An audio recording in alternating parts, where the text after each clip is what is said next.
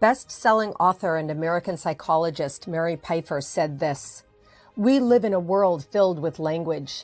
Language imparts identity, meaning, and perspective to our human community. Writers are either polluters or part of the cleanup team. Just as the language of power and greed has the potential to destroy us, the language of reason and empathy has the power to save us.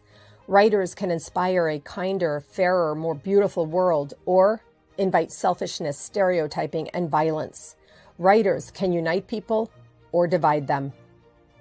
In this book show podcast, host, confidence coach Susan Axelrod asks women authors a simple question: which kind of writer are you? She invites each guest to step into the confidence zone to proclaim how her book can inspire. If you are seeking inspiration to create your legacy, take out your pen and pad. Your book, My Time, starts now.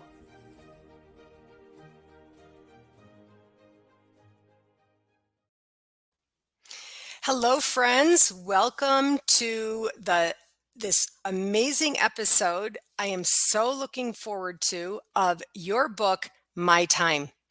Today, my guest is Donna Smith Bellinger. She is a sales coach, speaker, workshop facilitator, consultant, and author of the book, You Lost Me at Hello: Actionable Principles That Move You Beyond Networking. Now, if you follow my podcast, you know that I don't usually read a corporate bio, but this one is impressive. I want to share with you just a few bits about Donna. Donna is the CEO of DS Bellinger Consulting and has more than 40 years of corporate leadership experience. She is a strategic, no-nonsense sales consultant who is committed to driving results for her clients. Having worked in both the corporate and entrepreneurial sectors, Donna is familiar with both worlds and well-versed in the challenges each sector faces. Now, I love this because I'm all about helping women in particular in business not fear sales. Donna, I love what you're doing. I'm so happy to be speaking with you. Thank you so much for joining this conversation today. Thank you so much, Susan. This is a real pleasure and a treat for me. Do you find that what I said is true? Do you find that people are afraid of sales? I think that people fear it because they have an unconscious bias towards it. And they have inherited some feelings that salespeople are sleazy, or maybe they are locked in people pleaser mode. They won't like me, or, and so from that, you get the people who go off to one side or the other. One side is the side where you have people who want to, no offense to anybody who uses this, if you like it, I love it, but you've got the heart-centered people, okay? The warm and I call them warm and fuzzy people, and everything that they do just has to have that hug in it. I cut my teeth working in tech and and there are certain things that women inherently do, not necessarily their fault, that hold us back from letting everyone understand what we are capable of. First thing that I do is I work with my people and I say, please get rid of the word feel. Well, I feel like I'm not being heard. I don't feel like, when's the last time you heard a man sit in a meeting and go, well, I don't feel like? They don't do that. Yeah. They don't do that.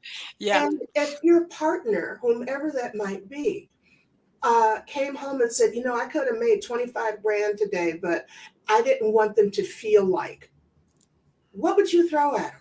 We got bills. I want a vacation. I want to go to Tiffany's. Da, da, da, da, da, da. What do you mean you feel? What's interesting about this, Donna, is I'm a soul connection coach. And in that side of my coaching work, on the confident life side, I'm talking about the opposite. I'm invoking the soul feeling space.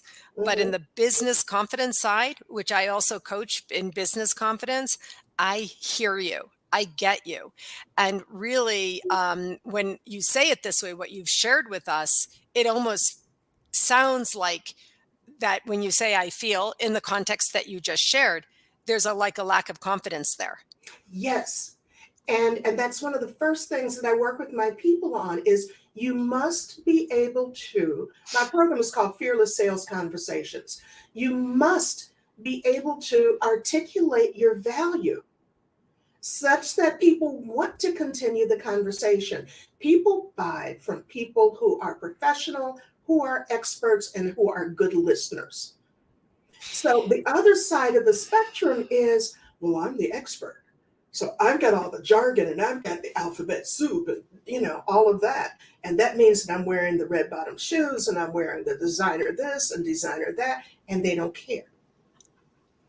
Anyone who comes to you as a sales prospect is coming to you because they have a problem. Mm. Their problem is what is top of mind. Their problem, not your life. And so sometimes we don't grasp that. And we want to get really into inserting ourselves into the conversation. When I'm working with my people on their blogs, on their scripts, whatever, you remember the old red pencil when you would Of edit course, redlining. I, me, my, whack, whack, whack, whack, whack, because they Mm. don't care. So Mm. let's find a way to restructure that sentence. Let's find a different way to present that so that you could say something like, my clients have experienced this success, that success. Now that they want to hear. All right. Well, let me say straight away, right here and now in public, live, I want to invite you to be a guest on my podcast with the amazing Cornelia Stephanie, who's the founder of the Cornelia Stephanie Media Group. We have a podcast called Women Who Radiate Wealth, Showing Up as You Are and Having Fun in Business. And I want to, I know Cornelia is going to be like, yes, we want to talk to you about sales. Okay. Okay. All right. I'm on that. I'll email you about that. Let's get to your book. This is a book show. Your book, My Time. I love it. You lost me at hello, but I love the tagline, Actionable Principles. I love everything about this. So tell me, what is the story behind the story of this book? My husband is a writer, and he's always on me that he says, you have so many stories and so many things that you have experienced over your years. As you said, over 40 years. Now, 40 years ago, me walking into a room full of suits in high ticket sales, I was the surprise. Mm. No, dear, I'm not going to get you coffee, but you can bring me some. I take it cream and sugar. Thank you. And that was kind of, the way that it would go. I would do a great deal of networking because networking is so important. It improves your visibility and your credibility, as well as expanding your client base. Because we all know that it's not who you know, it's who knows you. And that's what it amounts to. You want to be the hunted, not the hunter. And there are a lot of ways for you to do that. When I was going to a lot of corporate events, my company, I had a tech firm at one point in time when I transitioned out of corporate. And that required a great deal of networking with all of the alphabet soup organizations. Mm-hmm. And I would walk into those events and people would, greet me and I would greet them and insert myself in the conversations and things. And more than once, I had a younger person come up to me and say, I just had to come and meet you because it seems like everybody knows you and they love you. And I wanted to find out why. And I'll just tell them, I don't know anybody in here. Mm-hmm. You know? Mm. But I had my own strategy for being able to get in there Mm. and to insert myself and look like, well, first of all, yes, I belong here.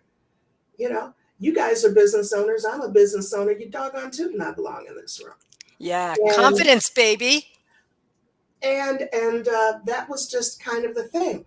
I got tired of being asked the same questions over and over again. Mm. So actually, this was my self-defense. This was my self-defense. So the first chapter of this book, and Susan, I know you read this, so don't start laughing too soon. I state, are you all ready for this? Not everyone is going to like you. And you really don't want them to because it's too time consuming. So once you get over that, now you can focus on what is your goal for entering this room? Mm. What is your goal for entering the room? I have to interrupt you. Yes. Okay.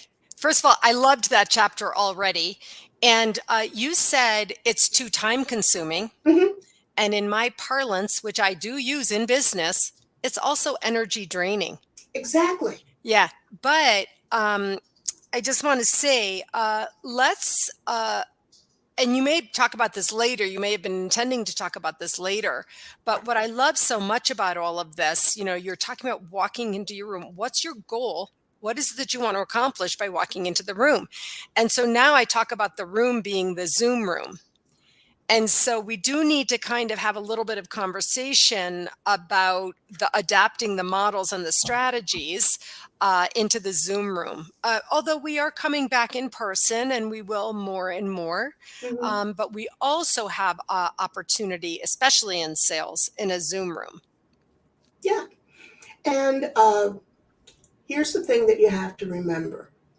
There are different types of events, and you attend events for different reasons.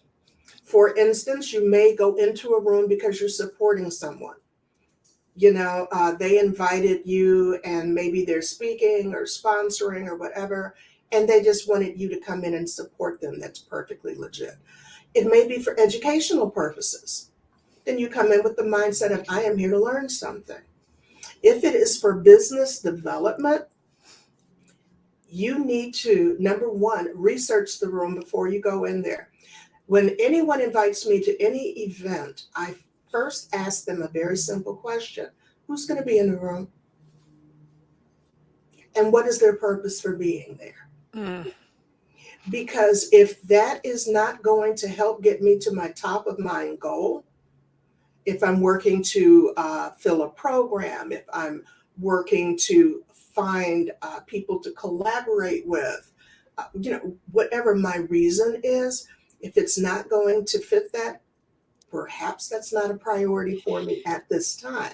I'm just laughing, Donna, because if you were a fly on the wall of the Zoom rooms that I'm in groups, or even I am meticulous and strategic. I'm revealing a secret. This is my work. I pull back the curtain on myself, right? I am meticulous and strategic about the Facebook groups that I'm in as well. I've grown my business from being strategic and meticulous in the exact ways that you just said in Facebook groups. I'm also authentic. Otherwise, you don't get any business if you're not authentic. So that's, in your book as well. But I'm totally on board with you. You would love to be a fly on the wall. You'll be like, you go, girl. That's what you'd be saying to me. I wonder, are our younger, I call them our youngers. Sometimes I'm talking about our younger sisters if we're talking about women, but men and women. Are they on board with this? Are they prepared for this? Are they engaged in this way that you're seeing? What I'm finding is that they are coachable. Ah, And if they were not raised in an environment that embraced this, then mm, it's not learned behavior. mm, Okay, so there are things that we do naturally, there are things that we have to learn. We do have natural tendencies and learned behavior.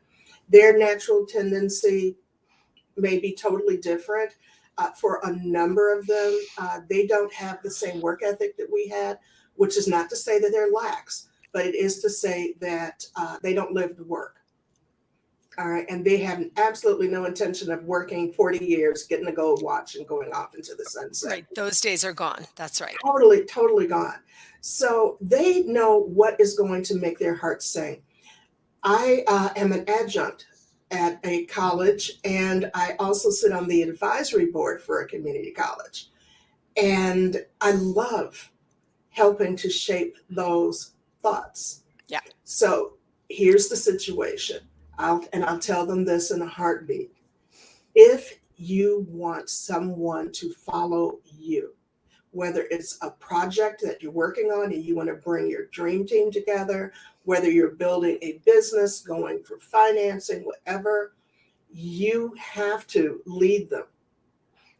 You have to be that leader and have that confidence. You also have to put aside any unconscious biases that you have. I don't want any old people on my team because, Hmm.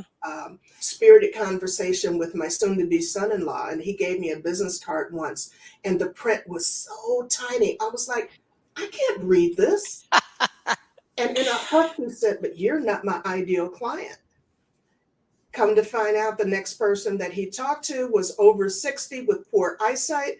And that was the person signing the check. And I was like, told you, Yeah. you know. Yep. I love that you're helping us understand our youngers are coachable. Yeah, I honestly believe much of my work is geared towards what I call women in the second half of life. I love them. And yeah, yeah, exactly. And I call us the army of change. I think that I just said it to one of my clients, we have time, money, energy, multiple resources through networks, which you also teach us, and we're available. And the most important thing that we have is passion. Like, bring me in, baby, right? And so, honestly, I'm turning 60 this year, I remember and that. yeah. And I was just going to say, I have countless people I work with in various capacities who are older or much older than 60, and I love every minute of it. I was looking down when you were talking because I was pulling up your the table of contents again from your book, because there's something that you said that I want to refer to, and I knew it was in one of the chapters, and that is strategy is essential. And that's something that I think, especially in sales. By the way, we're well into my second question, way beyond my second question, which, why is your book worth my time? For anyone in business for themselves, you are in sales. That's what happens with me. That's why people find me, is they don't even realize they're in sales. They don't know how to do the sales process. And then, secondly, for anyone who is in an executive position, a C-level position, I think, my opinion is that they need to know that every one of their people understands sales. They don't have to be the formal part of the sales team, but they're all in. They're all kind of on the sales team. And this goes back to strategy. For Mhm. me, I'm a strategist. Strategy is essential. And I wanted to offer you the opportunity to talk about that a little bit. Well, that goes back to when I'm talking about the whole leadership piece. I'll give you an example. One of the people that I work with, and I love working with people who are in transition. So people who are going to be moving from corporate into doing their own thing. Oh, I want to get you before you turn in that letter. Please, there's things that Yes. you really need to know. Let's just Because call that out one more time. This is okay, absolutely vital. Donna yeah, just said, if you're listening to this broadcast and you're thinking about the idea of leaving your corporate position, retirement, or for whatever reason, and going out onto your own, don't give notice yet. Please contact Donna now. And now we're into strategy again, aren't we? we are into strategy. So I had a woman in STEM that I was working with, and she felt she was being overlooked and they weren't paying attention to her. Da da da da da da. I said, okay, I need you to be more strategic when you go into your meetings, and this is what I want you to listen for. And as she shared the content of the various meetings, I was like, okay, these two people that you report to are completely different. So with person A, they love hearing the vision. They're visually processing everything. So I want you to purposefully paint a picture when you're talking to them and you're doing presentations for them. They want the whole landscape. She's a linear thinker. She's a woman in STEM. Mm-hmm. Now, but because she's that linear thinker, she would get involved in the minutia. So I had to teach her how to paint a picture. And then I also had to teach her how not to be too granular. Mm. Her other person B was a bullet point person. I just want to know da da da da da da da da. I said, so here's what happens. You give each of them what they want, and if they want something different, send them the other one. You don't have to do it twice. They have two ways that they can look at it. And we were able to increase her revenue by 30% in 1 year Mm. because people got her. And people, instead of running around trying to beg people to work on her teams, people began to ask her, what else are you going to be working on? Because your stuff comes out so great. Mm. And when she was challenged in meetings, that was so funny. She had a person who was challenging her. I said, okay, you went girly on that, didn't you? And she said, what? I said, you tell me that that man could get in the face of another man and say that and still be vertical. Mm. Please tell me that. So Mm. here's what you do. Bury him in facts. Actual facts. Actual facts. Actual facts. He Yeah. was questioning her opinion on something. I said, did you tell him that you wrote the paper that the decision was based on? Well, no, because I said, no, you went girly. You got emotional. Give him the facts. How much money are you going to bring in? What is going to be the result of doing it the way you know it is supposed to go? Da, da, da, da, da, da. And that is the strategy. You bury them in facts that they cannot argue with.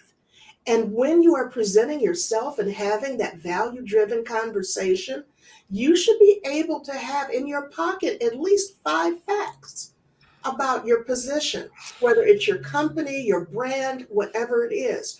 Not feelings, please. Oh, my clients feel that. They don't care. So Remember, I just want to say I really this is one of well, most of my shows are like this, but this is one of those episodes where I hope that people will listen multiple times to this conversation, listen to what you're saying, write it down, get your book, think strategically, understand that anyone can be a leader. oh, And yes. yeah, and I want to call that out. And I also want to call out the book because of what you just said by Sally Helgeson and Marshall Goldsmith called How Women Rise. Break the 12 habits holding you back from your next raise, promotion, or job. And what's the number one habit, Donna? The number one habit that hold women back from rising is not claiming your achievements. And that's what you just said about your Yeah. case. And be able to articulate it with confidence. Yes. With confidence. You're not bragging. There's a difference. And if you've ever done an interview, they always say, no, give the outcome of what you did with that title. Don't give all the, I had to type this and file that and answer this. No. As a result of my doing this, this was the outcome.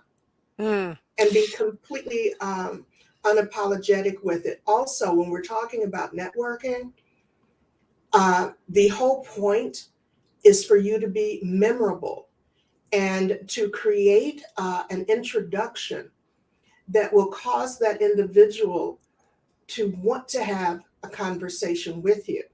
We hear a lot about the elevator pitch and those types of things, but it's not, hi, this is who I am and this is what I do. And the company's been in business for over 30 years and it does this and it. Don't care. Don't care. My name is Donna Smith Bellinger and I am your sales manager on demand. My clients come to me because they need to get more clients, sell more to their existing clients, and increase referrals. If any of these are your challenges, I would love to have a conversation with you. I would love to have a conversation with you.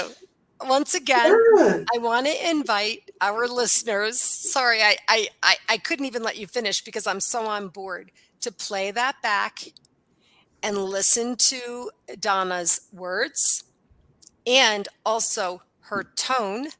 I call it, inflection, right? I'm a confidence coach, right? So the voice inflection is down, not up in questioning. So that's No. Yeah, that's awesome. So Donna, I want to ask you the third question that I ask all of my authors, because my purpose for doing this podcast is to have others be inspired and to give authors like you an opportunity to share your messaging and the opportunity to inspire others, because I myself have been inspired by books and authors over the years. So, what do you want people to do as a result of reading the book? Two things I would request. Number one, connect with me on LinkedIn. Put my name in there on LinkedIn, connect with me, and let's have a conversation. And I generally call these no sales conversations because I'm not going to pitch you for anything. I just want you to bring me your burning sales question and let me show you how simple it is. It's not that big honking gorilla in the room that you think it is. Mm. Second is I do have a Facebook group. It is free. I do micro training every week, and I do private Q&A every week. So if you go on Facebook and look for the group Fearless Sales Conversations, Fearless Sales Conversations, because that's all you need. Salespeople are not born, okay? They are not born. What we will do is take your strengths and we will leverage them, and we will show you how to keep your weaknesses from working against you. You are not broken and you don't need fixing. So don't come in here thinking, I can't do this. That's that feel thing. Don't go girly. Mm. The bottom line is, how much money do you need to make? By when do you need to make it? What are the deliverables we have to create in order to get you there? We do know that in sales, uh, if soul is present, you will sell more. So but that doesn't mean that you're not focused, you're not targeted. I talk about this with my clients all the time in business confidence. It doesn't mean that you're not focused and targeted and confident. It just means that you're in your passion space. And when you're in your passion space, as we can see Donna clearly is, easy peasy, that rolls off the tongue. And it's like you can feel the energy, like, please join my Facebook group. I want to help you. I want to support you. Contact me on LinkedIn. It's a no sales conversation. I want to help you. I want to support you. And then if you can work with me further, I want to do that as well. And that's the best sales, when you're in your soul space. I call it the intuition place, the intuitive business. That's when you really can break through. And I can feel it, like oozing out of you. I'm totally joining your Facebook group. 100% of people in business for themselves are in sales. And I'm good at sales. I know sales. I studied sales, and I have a fundraising background, which is a type of offering. I call it offering instead of selling, but it's the same thing. What are the outcomes? Getting people to make gifts, right? What are the outcomes? Increasing your sales. And so I'm going to be joining you there. So please tell us, Donna, where can we find you? On LinkedIn. And what On about your LinkedIn, website? and then I have two websites. So if you are an entrepreneur or a one-upreneur or a small business owner, then you want to go to www.askdsb.com. And my clients named it that. They said, well, when we get in trouble, we ask DSB. So why don't you just make that the website? I'm like, okay, fine. So that is it. I love And that. then on the corporate side, so if you want to learn about me coming in and doing talks, workshops, consulting, then you want to go to donnasmithbellinger.com. Great. And if you have a business, you need to own your real estate. You see how both of those do. I love it. I love how you're also doing and showing at the same time. And that's my form of coaching as well. I Like I practice just what I teach. Exactly. I just pulled back the curtain even on myself. If anybody in any of those groups is listening, they're going to be like, oh, that's what Susan is doing. I'm like, yeah, that's what I'm doing. Go ahead, do it too. Be successful, get money, grow your financial accounts. Donna, this was so fun. Please believe me, I am going to show up in your group, and you know what I'm going to be doing there. Oh, that's going to add so much flavor to the group. Thank you. Oh, you're so welcome. Thank you so much for the energy that you brought to this room today. And I want to point out to everybody, see, this is virtual, but look at the energy that Donna created here in networking. Donna and I never met face to face. We did not know each other, but look at what's happened here today. See the smile on my face? Isn't this great? All right, friend. Thank you again. And I'll see you in the Facebook group, Fearless Sales Conversations. Take good care, Donna. Thank you, Susan.